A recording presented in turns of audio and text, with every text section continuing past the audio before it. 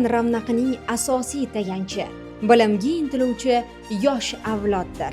Har yili dunyoning turli mamlakatlarida tashkil etilayotgan xalqaro fan olimpiadalari ularning salohiyati va cheksiz imkoniyatlari haqidagi haqiqatni yana bir bor tasdiqlaydi.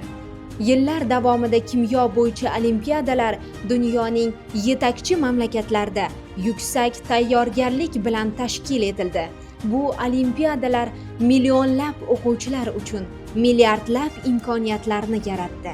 Xususan, 2025-yilda Dubayda bo'lib o'tgan xalqaro kimyo olimpiadasida O'zbekiston terma jamoasi rekord natijani qayd etib, 95 ta davlat orasida yuksak e'tirof va olqishlarga sazovor bo'ldi. Bu esa yoshlarimizning chuqur bilimi, puxta tayyorgarligi va mashaqqatli mehnatiga berilgan munosib baho bo'ldi. Endi esa navbat bizniki. 2026-yilda 58-xalqaro kimyo olimpiadasiga ilk bor O'zbekiston mezbonlik qiladi. Bu esa mamlakatimizda ilm-fan nufuzi va yoshlarimiz zakovatining xalqaro miqyosdagi oliy e'tirofidir.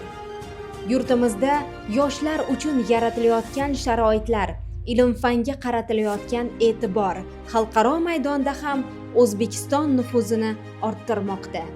2026-yilda biz dunyoning eng iste'dodli yoshlarini O'zbekistonda jamlaymiz. Bu nafaqat ilm-fan tantanasi, balki kelajak liderlarning global uchrashuvi bo'ladi.